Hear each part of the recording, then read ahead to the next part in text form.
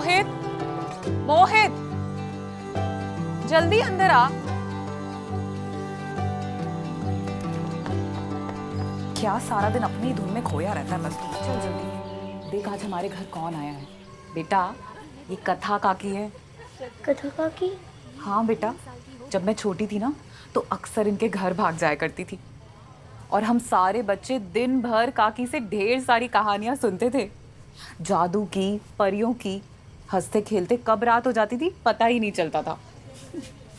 जैसे तुम्हारे लिए आजकल ये टीवी और मोबाइल जरूरी है ना, वैसे ही हमारे समय में काकी और उनकी कहानियां जरूरी हुआ करती थी। चल मिलवाती हूँ तुझे, आजा।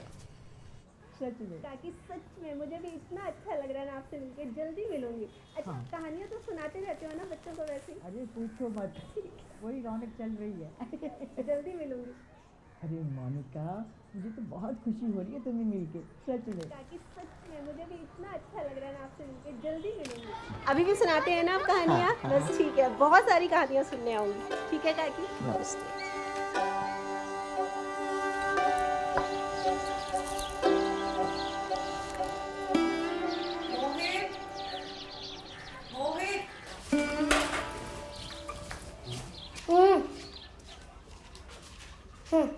आज तुम भी कथा काकी से ढेर सारी कहानियां सुनना। और आज आप मेरा सारा होमवर्क खत्म कर देना। अरे कहाँ जा रहा है, रुक तो। एक दिन तो होमवर्क बाद में भी हो सकता है ना। कल कौन सा बोर्ड का एग्जाम है तेरा? कथा काकी से मिलने का मौका रोज रोज थोड़ी ना मिलता है। चल।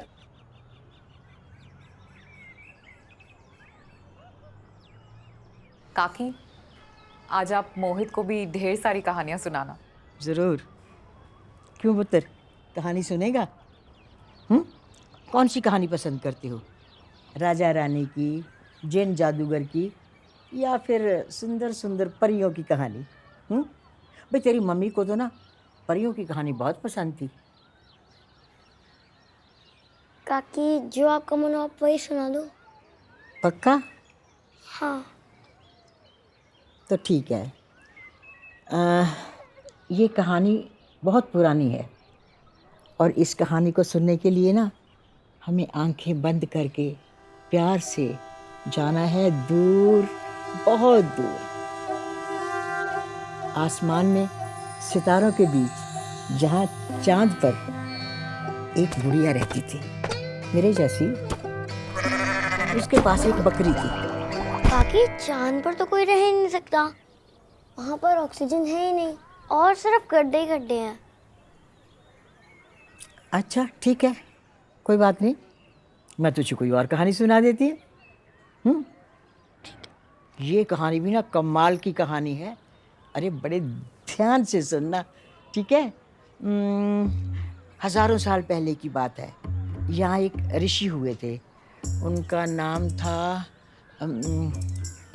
हाँ, ठंडू। वो ठंडू ऋषि जो थे ना, वो उस धरती से बहुत ऊपर रहते थे, पहाड़ों के ऊपर, बादलों के भी ऊपर, और आसमान में सूरज पर रहते थे। पर उनकी एक बात थी कि वो सूरज पर सिर्फ रात को रहते थे। जैसे ही सूरज की पहली किरण निकलती और वो उड़ के अपने चांद पर पहुंच जाते थे। इम्पॉसिबल काकी, सूरज तो आग का गोला है, वहाँ का टेम्परेचर 5000 डिग्री से भी ज़्यादा है और वो आज से 150 मिलियन किलोमीटर दूर भी है। अरे मेरी बात तो सुन। अब भला हमें कैसे पता चला कि ठंडू ऋषि जो है वो सूरज पे रहते हैं?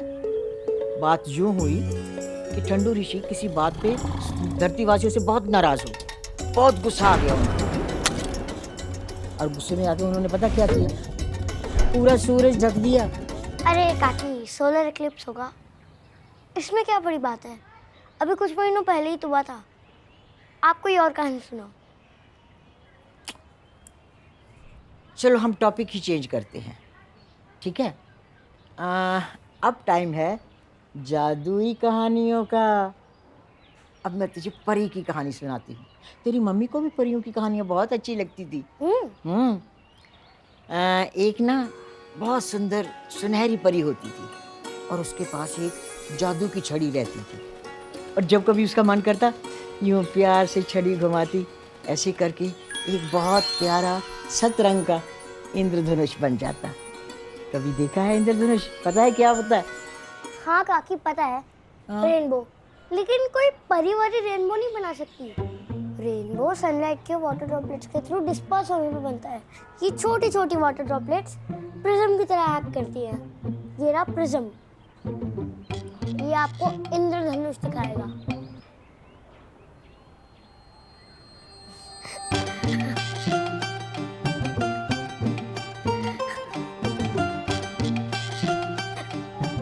ठीक है, अब तू रहने दे, हंस मत। अब मैं तेरे को जो कहानी सुनाऊंगी ना, उसको सुन के तेरे सारे फार्मूले धरे के धरे रह जाएंगे। हाँ, एक ना बाबा थे, उनके पास दैवी शक्तियां थी, और उन दैवी शक्तियों से ना उन्होंने जमीन आसमान को अपने वश में कर रखा था। अरे जब भी उनका मन करता ना, वो बादलों को खींच के धरती पे बारिश करवा देते थे। उनकी ये चमत्कारी बातें देख के ना सारे गांव के लोग उनको देवता मानने लगे थे और पूजा करने लगे थे।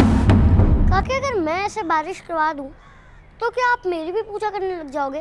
अरे तू कैसे करेगा प्रसाद? काकी ये तो एक केमिकल प्रोसेस है। हमारे एटमॉस्फेयर में छोटी छोटी वाटर ड्रॉपलेट्स हवा में है। हवा उन्हें नीचे नहीं गिरा सकती, लेकिन अगर ये वाटर ड्रॉपलेट्स किसी तरह बड़ी और भारी हो जाएं, तो वो नीचे आने लग जाती है। बस इसी चीज़ का उस बाबा ने फ़ायदा उठाया। उसने हवा में सिल्वर आयोडाइड और सिल्वर क्लोराइड को छिड़का, जिससे नकली बारिश हो गई और आप उसे असली मान बैठे।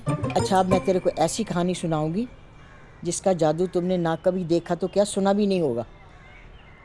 एक बाबा थे, देव नाम था उनका, देव बाबा उसको बोलते थे। देव बाबा ज़्यादा बोलते नहीं थे, लेकिन पता नहीं कैसे वो अपने गांव वालों का सब दुख दर्द और परेशानियां भाप जाते थे। उनके पास जब भी कोई बंदा अपनी परेशानी लेके आता, तो वो उससे ना तो कुछ पूछते थे और ना ही कुछ बताते थे। बस खाली उनको कहते थे कि एक पर्ची उठा लो। याद रहे, वो पर्ची जो होती थी ना, बिल्कुल कोरी होती थी, नई। और ये जैसे ही वो बंदा पर्ची उठाता, धीरे धीरे धीरे उस पर ना कोई लफ्ज़ उभरने लगते हैं, जैसे जादू हो रहा हो। काकी ये गेम तो मैं अक्सर खेलता हूँ अपने फ्रेंड्स के साथ। अरे ये कोई गेम नहीं है, जादू है, जादू। अरे काकी गेम ही तो है। ये साधु लोग नींबू या प्याज का रस यूज करके पेन में डाल देते थे और उसको यूज करके कुछ लिख देते थे एक पेपर पर। उस पेपर को सुखा देते थे। जब वो पेपर सूख जाता था तो कुछ नजर नहीं आता था, लेकिन जब उस पेपर को आप धुएं के ऊपर रखते थे, तो धीरे धीरे वो अक्षर जो आपने नींबू प्याज के रस से लिखे थे, वो उभरने लग जाते थे और नजर आने लगते थे। ये गेम तो मैंने कई बार खेली है, बहुत मजा आता है। आपको दिखाता हूँ, देखो।